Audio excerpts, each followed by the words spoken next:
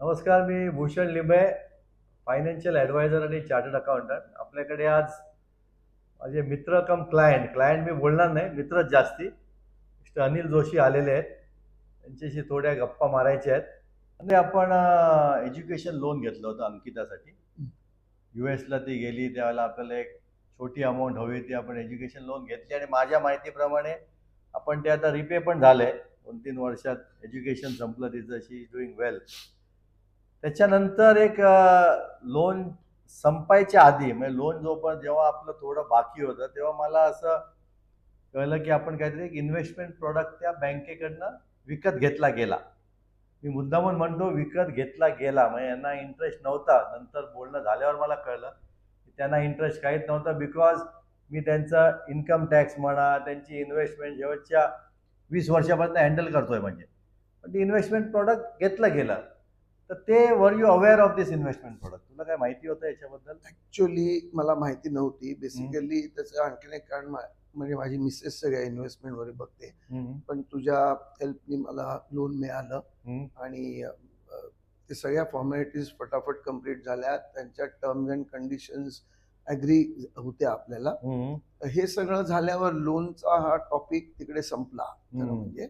पण त्याच्यानंतर त्यांनी मला एक फायनान्शियल प्लॅन रेकमेंड केला. आता कसं असतं की आपण लोन घेतो आणि सगळं स्मूथली पुढे व्हायला पाहिजे रिपेमेंट पर्यंत, म्हणून आपण ऑब्लिगेशन म्हणून त्यांच्याकडनं ते आपल्याला घ्यावं असं आपली भावना असते.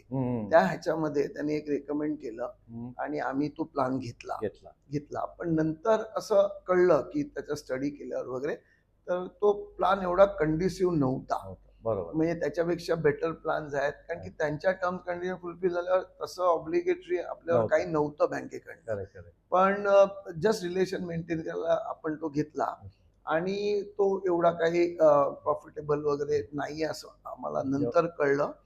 तर एक अशी रिक्वेस्ट आहे की तुमच्या लोनच्या फॉर्मॅलिटीज कम्प्लीट झाल्या आणि तुम्हाला जर का कुठची बँक समजा प्रेशर टाकत असेल एखादा प्लॅन त्यांच्या थ्रू ॲक्सेप्ट करायला, तर तुम्ही जागरूक राहा आणि त्याचं नीट तो ताऊन सुलाखून वगैरे घेऊन मगच त्याचं तुम्ही अडॉप्शन करा. एवढीच मला तुम्हाला सांगण्याची इच्छा आहे. करेक्ट.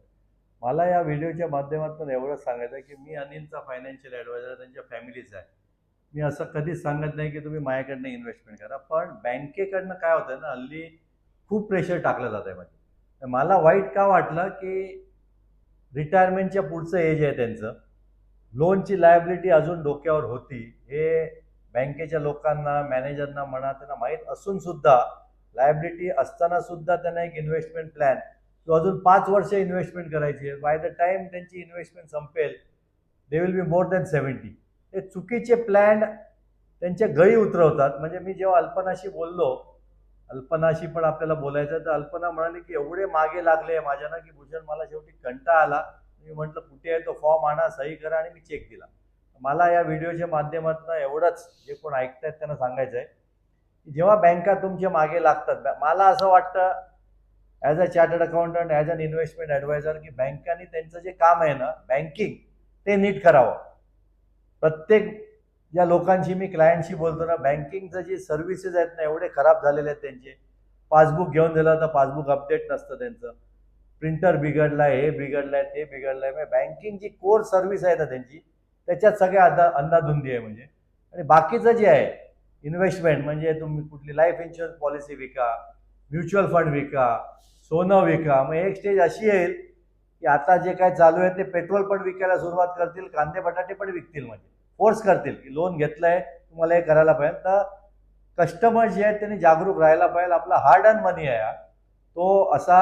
मग तुम्ही इन्व्हेस्टमेंट नाही करा असं मी म्हणत नाही, पण तुमचा जो फायनान्शियल ॲडवायझर आहे पहिलं एक सेकंड ओपिनियन घ्या त्यांच्याकडनं.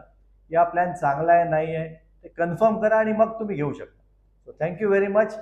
जेव्हा तुम्ही बँकेमध्ये जाता तुम्ही तेव्हा खूप जागरूक राहा. तुम्ही त्यांच्या प्रेशरला बळी पडू नका आणि तुमचा जो हार्ड अर्न मनी आहे तो व्यवस्थित सेव्ह करा, प्रॉपर मार्गाने सेव्ह करा आणि तुमचा जो फायनान्शियल ॲडवायझर आहे त्याच्या कन्सल्टेशनमध्ये सेव्ह करा.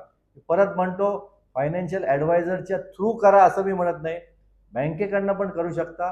पण तो प्लॅन तुमच्या गरजेचं आहे की नाही, तुमच्या फायद्याचं आहे की नाही हे पहिलं बघा नीट आणि मग तुम्ही सेव्हिंग करू शकता. थँक्यू.